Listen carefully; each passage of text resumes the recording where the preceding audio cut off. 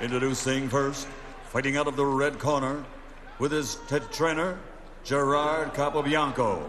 He's wearing white, trimmed with red and blue, and officially weighed in at 173 pounds. Of those 24 wins by knockout, only 2 defeats. From Long Island, New York, USA, the challenger, former WBC International Heavyweight Champion, Joe Smith Jr. His professional record, a perfect one. 15 fights, 15 victories, including 11 big wins by knockout. Damigas Badai from St. Petersburg, Russia, the reigning and defending, undefeated WBA light heavyweight champion of the world, Dmitry Bivol. Let's get ready to rumble! Okay, gentlemen, I gave you specific detailed instructions in the locker room. I'm only going to tell you 2 things. Protect yourselves at all times. Obey my commands at all times. Touch gloves, bang at the bell. God bless. Bingo. Bingo. Here we go. So Dmitry Bivol, that's him you're looking at there. Up against Smith Jr. Stages here. Bivol looking very stern. Generally, he feels his way into a fight. Smith Jr. may look that he could get down to super middle. Smith just circle around each other in centre ring, moving straight in behind the right hand there, Smith. Almost like he felt it was always going to fall slightly short. In Chicago, where he would have had huge Polish support. It does vary the way he puts some meat on the bone, and the opponent feels it. Like you acclimatise to the power. When you get hit with a slow shot, the effect is it hurts you a lot more, and the good fight is good lead left hand from Bivol 20 or so seconds ago. Smith just trying to jab his way in, got caught on the inside there. Here Smith is trying to 10 seconds bring it to him, but the neater Charnel few seconds just heading up to the belt. Bivol, good opening round from him, good accuracy. Another solid jab going in from him, doesn't waste a thing.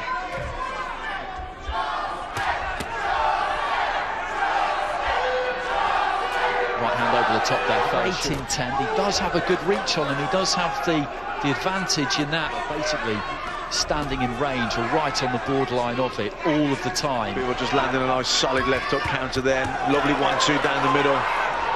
Nice flurry there from Bivol, decent enough.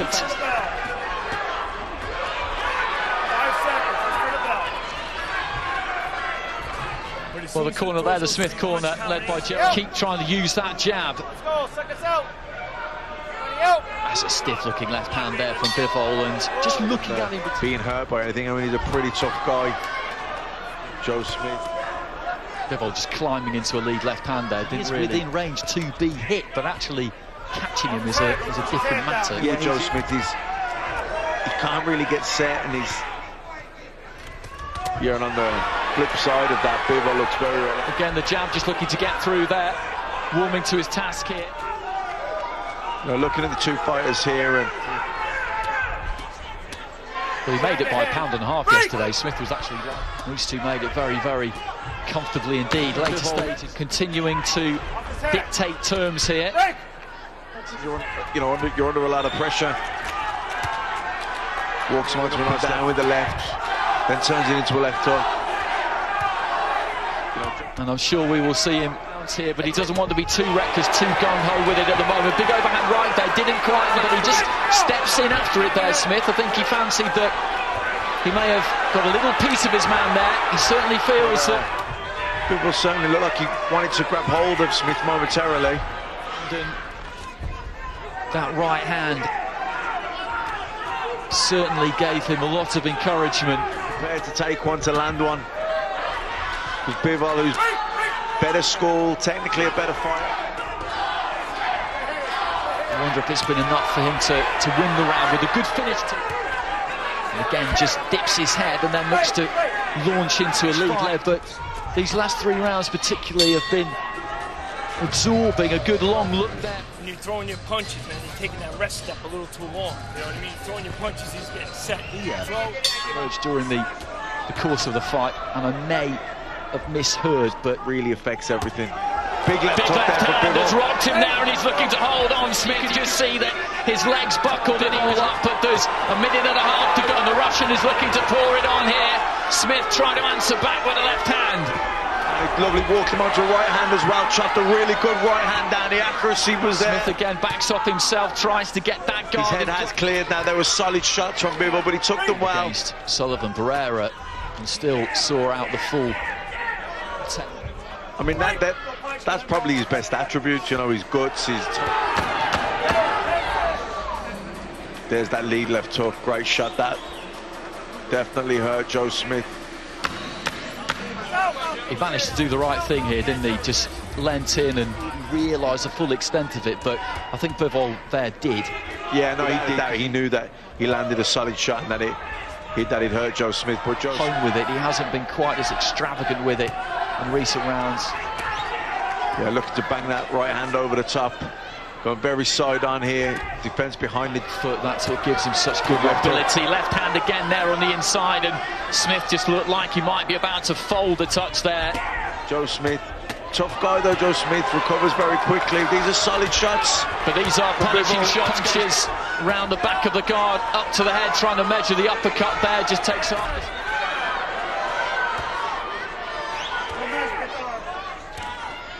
Nice jab from Smith.